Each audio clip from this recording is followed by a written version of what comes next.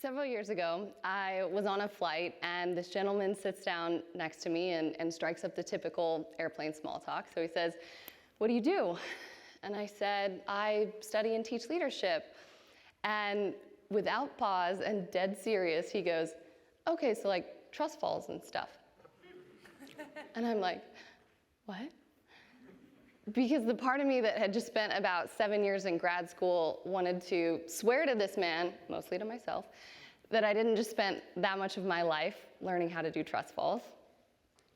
But the other part of me knew that this was a 4-hour flight, and I'm in a window seat. I have no idea how long I'm going to be committed to this conversation. So I just said, "Yeah, it's basically trust falls." As you can imagine, leadership development isn't exactly about doing trust falls, but it is about understanding what it takes to walk with people into the unknown and try to build a better world. So today I want to talk to you about one idea that's at the heart of the work that I do, and that's leading through change. Now, what if I asked you, what changes have you experienced in the last 2 years?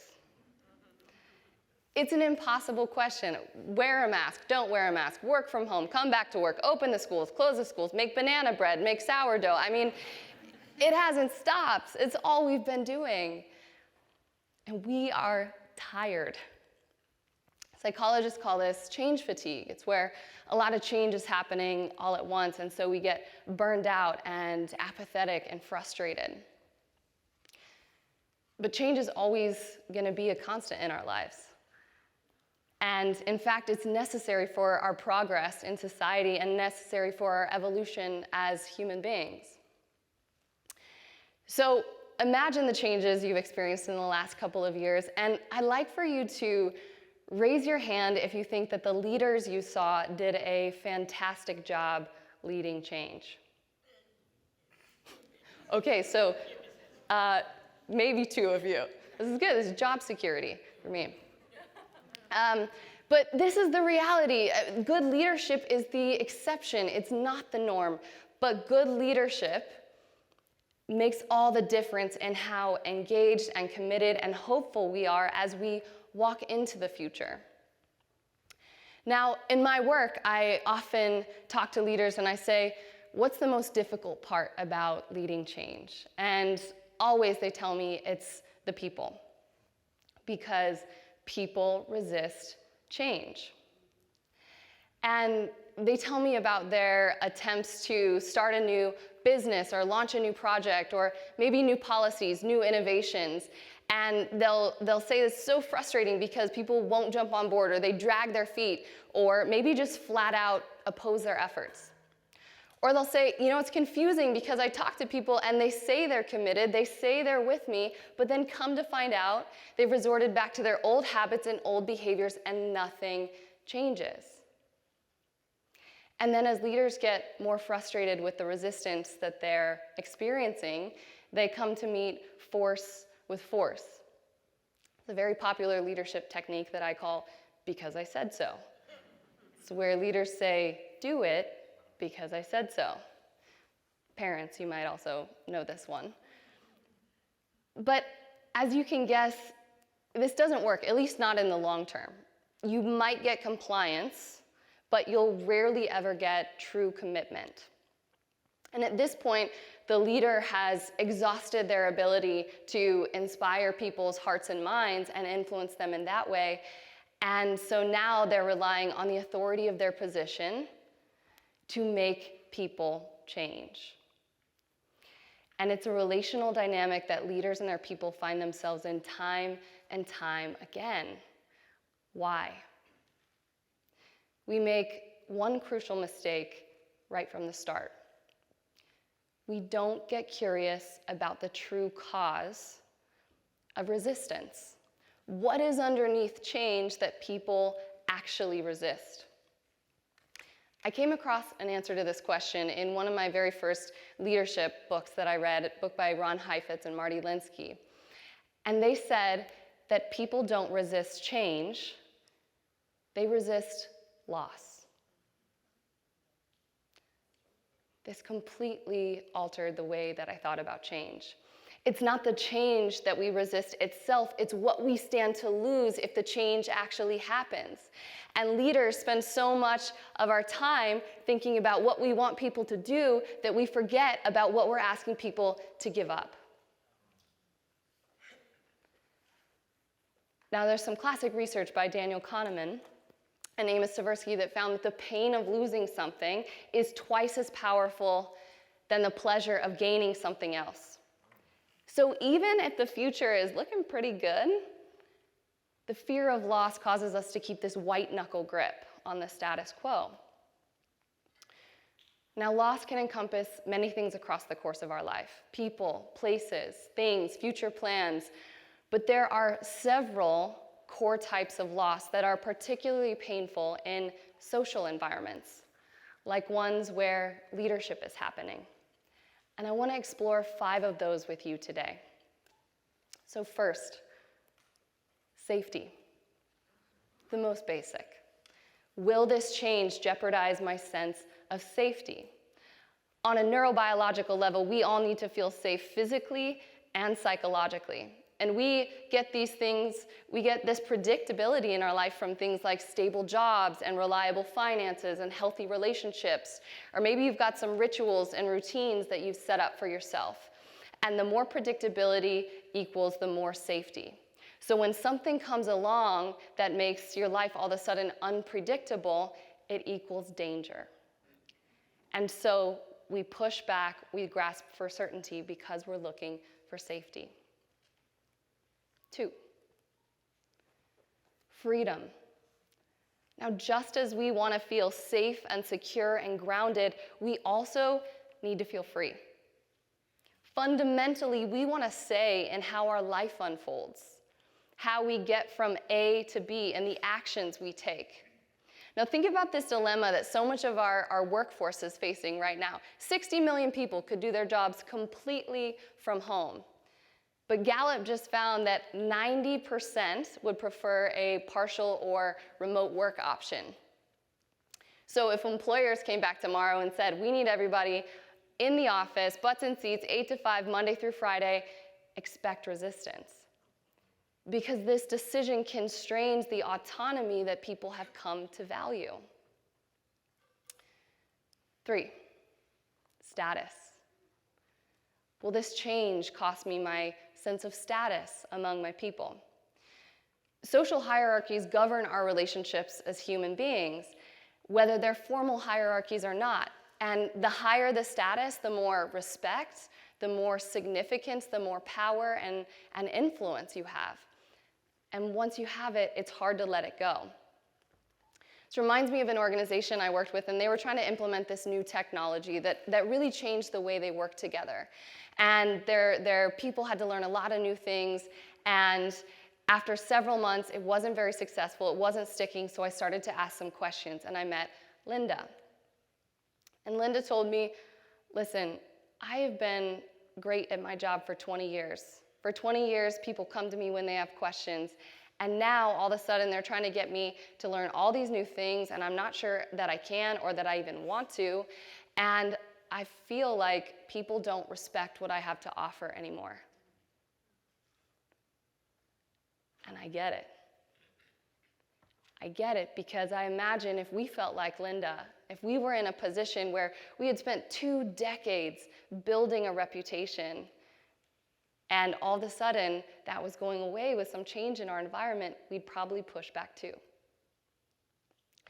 4, belonging.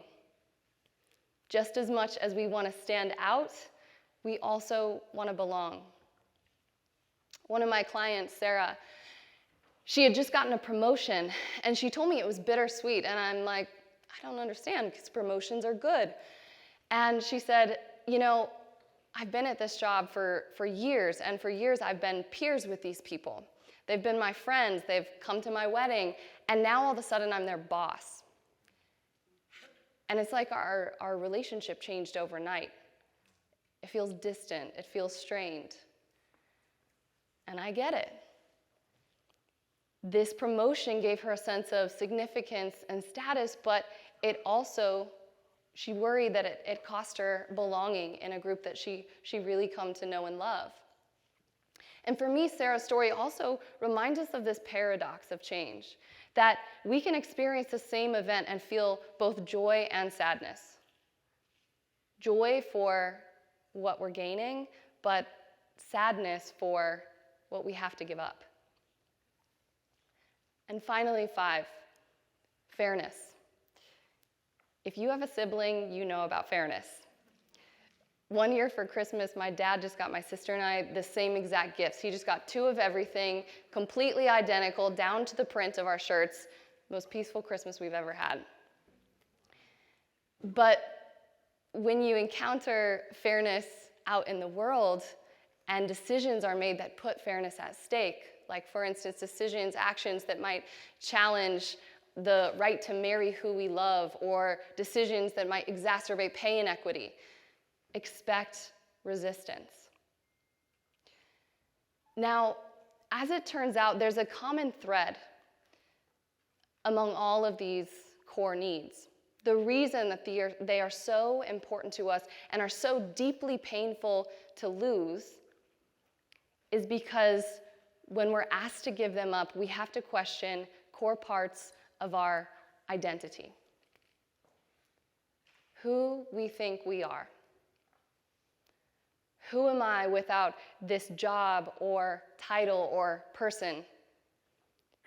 What does it mean about me and my people if we keep getting the raw end of the deal? Will I recognize myself if I don't see myself as competent, or if people don't respect me?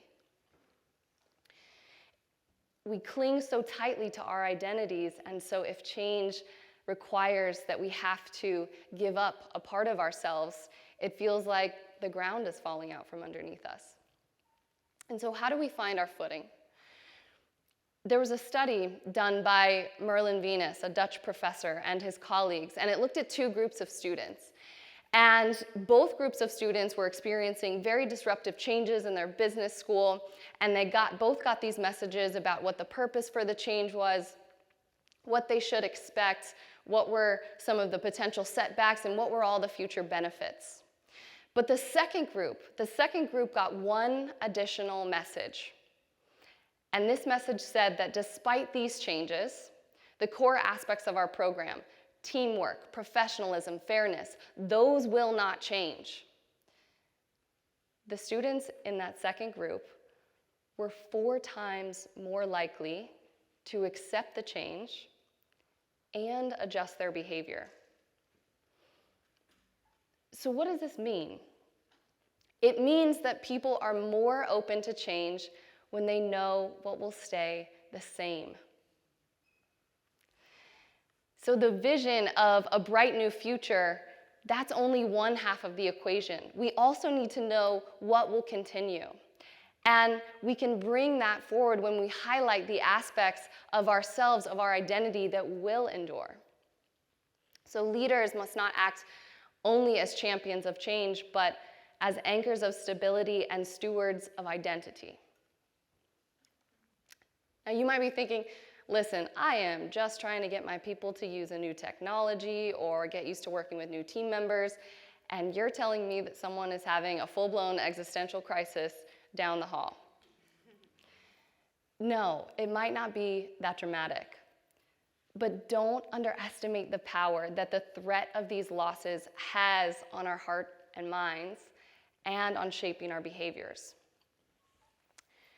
So, when change is happening and loss is on the horizon, how do we lead ourselves and others through it? Well, first, we have to consider the wisdom in resistance. Resistance can teach us if we let it. It can teach us what's important to ourselves and to others, and it can also teach us where we might have missed the mark, where perhaps our plans for change have caused harm, and so we need to go back and rethink our approach. But sometimes change is inevitable or it's necessary. And that means that loss is the price we pay for it, and also sometimes a necessary one. So, we have to name the losses that others are facing and that we're facing. Ignoring or dismissing these losses either others or our own, only breeds resentment and anger. But acknowledging these losses is an exercise in telling the truth. It's an exercise in giving permission to grieve what's gone. It's an exercise in saying, I see you. And it puts us on the path toward acceptance. And then, shine a light on what stays the same. Leading change is a conversation about reimagining our future, yes, but it's also a conversation about remembering ourselves at the same time. By highlighting the parts of our identity that will endure, we give ourselves this anchor of stability as we navigate the unknown. And then finally, we can turn towards possibility, because when we know who we are and feel grounded in who we are, then we're free to dream about who we can become. So I'll leave you with this story about a time of change that I experienced in my life, and some of the most simple yet extraordinary moments of leadership as well. Years ago, I applied for this job in the leadership studies department, and this was the job to me. It was the dream job. And it was the job that many of my mentors had had before me. I would be in the classroom with students, doing what I loved, and so it was way more than a paycheck. It was a step toward who I wanted to become. And it also so happened that my mentor at the time was hiring for the job, so I was thinking, I got a pretty good shot. So after about a week, I hadn't heard from her, and so I email her and check in, and she just responds back, let's go for a walk. I'm like, you might as well have just texted me, we need to talk, or something equally as brutal, right? So I go, and it was a beautiful day outside, and we sit on this table, and I just kind of knew. I said, I didn't get it, did I? And she just calmly shook her head, and she said, no. And I could just feel the resistance in my body not wanting to accept the truth of this outcome. Because in an instant, the picture I had of my future for the next 3 years just vanished. But what she said next made all the difference in how I was able to meet this moment. She said, I know this role was really important to you because it meant getting to do work that you love, and because some important people to you held this role before. But you can still do what you love anywhere else out in the world. And just her acknowledging what that meant for me, what that loss meant for me, it allowed me to really face it in myself, right? And to face that this was the reality. And I could feel the tightness in my body start to loosen a little bit. And then she said something I'll never forget. She said, it's up to you how you want to take this. But I hope you take this in a way I think your spirit can. And I just let that sink in for a moment. I hope you take this in a way I think your spirit can. And for me, it was like she was holding up a mirror to me, reminding me that I was resilient and determined and capable, and I love this work. And when I was able to come back home to that truth within myself, then I was able to feel grounded enough to accept the reality and then also consider the possibilities for my future. We've all experienced so much change and loss in the last couple of years, and it's going to be the same as we walk forward into our lives. So my hope is that the next time that change happens, we take the opportunity to practice leadership, whether that leadership is in your team or your community or your family. That we listen for the wisdom in resistance, that we meet the losses with empathy and anchor in the parts of ourselves that are steady and unwavering, and let the rest go. And then it might be possible to write a new story of the future together. Thank you.